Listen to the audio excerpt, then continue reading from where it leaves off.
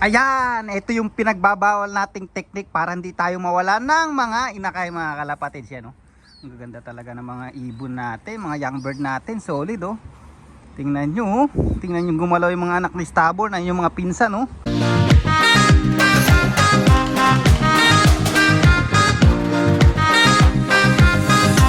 So yun mga kalapatids, nakita nyo na naman yung pagmumukha ko. Yan, for today's video mga kalapatids, gagamit tayo ng pinagbabawal na technique. Yan, para hindi tayo mawalan ng inakay. Yan, ay nakikita nyo yan, pakita ko sa inyo, ha. So yan, meron tayong maliit na cage. Yan, dito sa harapan nyo. Yan, yan, lalagay natin dyan yung ano mga kalapatids. Kaya lang kailangan siguraduhin natin hindi nabubuwa. Lalagyan natin to ng strap mamaya para hindi mabuksan ng pusa or what, hindi siya matangay. Ito pala tumataas. Ayan, ayan. So maliit na cage mga kalapatids. Maganda sana kung naangat dun sa bubong or medyo mataas na lugar para nabview natin ng maganda yung mga inakay natin. So mamaya ilalagay ko yung akin dyan. Kaya mapapansin nyo, marami nagtatanong, may nagko-comment, bakit daw napakababa ng loop ko, tago, ba't hindi ako nawawalan ng inakay, hindi daw nahirapan yung ibon ko. So meron tayong mga technique na ginagawa dyan. Ito nakita ko lang din to sa kalapatids natin, lagi nagcha-champion yun, kaya ginaya natin mga kalapatids. Ganoon naman tayo, pupulutin natin yung alam nating magkiklik sa sistema natin. Alright, kuha natin mga inakay at ilagay natin doon. Alright, ayan, ito yung pinagbabawal nating technique para hindi tayo mawala ng mga inakay mga kalapatids. Yan, oh. Ang gaganda talaga ng mga ibon natin, mga young bird natin, solid, oh. Tingnan nyo, oh. Tingnan nyo gumalaw yung mga anak ni Stubborn, ay yung mga pinsan, oh. Tapos yung ano natin, yung susubukan nating bloodline nasan. Ito, dalawang nandito. Yan. Ganda, no? Yan, yung pinagbabawal natin technique. So ngayon, gagawin natin yan, maghapon lang sila dyan. And then pakakawa lang ko yung mga old bird ko. So yung mga old bird lumilipad mga kalapatids. So pagka bumaba yung mga old bird, makikita nila kung paano pumapasok sa trapdoor, paano lumalabas, papasok. So matututunan nila mga kalapatids. So hindi ako nagpapakawala ng inakay agad ng mga ganyang edad. Nagpapakawala lang ako mga 2 months old na mga kalapatids. Para mawala na yung gigil nila sa lipad. Kasi pag mga ganitong edad, nako, pitik ng pitik to pag pinakawalan nyo agad, and then doon na mabilis mawala, kasi nga medyo bata pa pag mga ganito. Pero okay na din sa iba, okay na yan. But sa akin hindi pa. Gusto ko yung mata nila mga kalapatids malinaw na, yung kita na yung kulay talaga ng mata nila. Pero pag mga ganitong edad kasi iba pa yung mata nito mga kalapatids, yung parang kumbaga sa malabo pa. Yan, saka mahilig lumipad to, pitik ng pitik.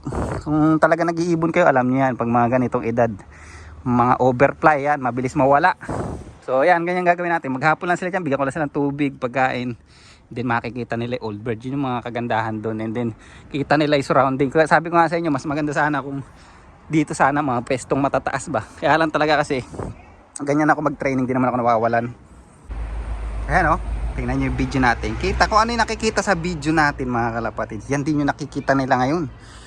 Yan, ay yung sa surrounding. Kung paano yung nangyayari, paano yung ginagawa ng mga old bird. Bumababa doon, balik, lipad. Kaya lang ayaw kong matutunan nila mga kalapatids, yung magbububong yan. But pag ganyan nagtuturo ka, hindi mo talaga maiiwasan yan na sa bubong muna dadapo. Laging ganun ang mangyayari. But makokontrol natin yan mga kalapatids sa feeding. Pagkain ay yung gagamitin natin para mabilis silang pumasok, hindi sila magtambay sa bubong, gano'n. Yan. Pero pagka ngayon nagtuturo pa lang tayo ng inakay, okay lang yan na kung saan sila dumadapo, tumatambay. Pero pagka nasanay na sila, alam na nila, natuto na silang lumipad, bumalik, yan, saka natin sila ida-diet or yung imo-motivate sa pagkain para hindi nagtatambay sa labas. Yan, okay? Tingnan, ang ganda nila mga kalapatids, oh. Mukhang happy sila. Yan, tumutuka-tuka pa, parang para tayo nagsuga ng manok na panabong. Ayan, oh, kumakain ng damo. Yan, tinan mo, tuwan-tuwa sila, oh. Diba? So sayang kung next time siguro. Kaya lang kasi maliit lang yung loop natin at talagang napakahirap pag ganito. At yun pa isang dahilan kaya talagang pag nagpakawala ako, mga 2 months old na yung ibon, para mawala na yung gigil sa paglipad. Yan, oh, yung mga ganyan, tinan nyo, yung pumipitik-pitik na yan, yung mga delikado pag pinalakawalan nyo agad yan. Yan. So never pa ako nawalan ng inakay pag nagtuturo. pwera na lang pag binibihag kasi meron din nang bibihag dito mga kalapatids, kalahan nyo lang wala. But masama yun dito sa New Zealand, pag nahuli kang nang bibihagan ng kapwa flyers mo at sinumbong mo sa club nyo, maaari kang matanggal sa club mga kalapatids. Yung mga old bird natin, oh. Yun, oh, nakikita nila ngayon lumilipad, makikita nyo pag bumabayan, malalaman nila kung paano yung pagpasok. Yan, alright. Yan, nilagyan ko rin sila ng tubig yan para naman na mayroon silang inumin, di ba? Habang nagre-relax sila. But yung iba naman mga kalapatids, pag na-viewing na nila yan, ang ginagawa nila, binabasa, pinapaliguan. Tapos lalagay dun sa labas ng trapdoor para hindi sila lumipad kasi basa sila. Hindi sila makakalipad. Lumipad man sila hanggang dito lang, babagsak sila rito. But, ang ano no, ang medyo risky yun kasi lalo na pag may mga predator kayo dito sa around ng loop nyo, kailangan babantayan nyo pagka binabasaan yung ganun kasi maaring mapusa mga kalapatids or ano pa mang kalaban nyo, aso, yan, baka makain nyo na kayo nyo, sayang di ba? Sayang yung pagod, ang hirap magpalaki ng mga ganitong magagandang ibon, no, you know? Love na love ko talaga tong ano, tong red checker white flight. Pag naglalabas na ganyan kakaiba mga kalapatids, talagang alam mo yun, para kang napipil mong meron kang aasahan eh.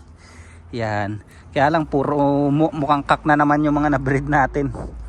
Yan. Ito mukhang hen na to. Yan. Hen. Ewan ko lang yung mga anak ni Lady Stubborn. Napansin ko pag nag-aanak si Lady Stubborn, laging parehas kak. Ang lakas ng mga dugo mga kalapatids. Yan. Yan oh. Ganda na red checker. So, mag-iitlog na naman yung kapares ni Stubborn mga kalapatids. Same parents pa rin nila. Itong red checker na to.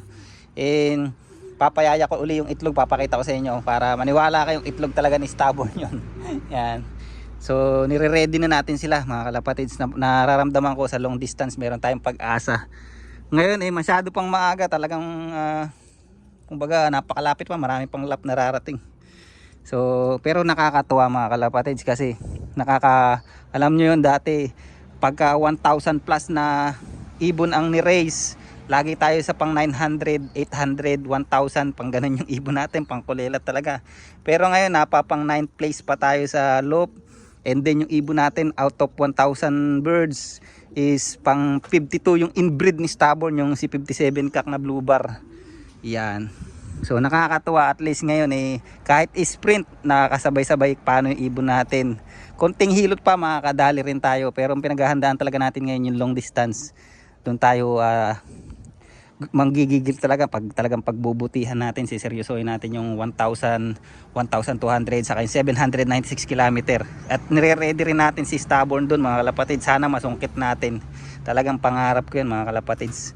Alright, yan, nilagyan ko ng tubig, anong paliguan, ayan oh. Ayan, naliligo sila mga kalapatids. Yan, nabuviewing na natin, nag-enjoy pa sila. Ayan oh. First ano rin nila ngayon, first bath, first viewing, first bath. Whoop, sarap na sarap no.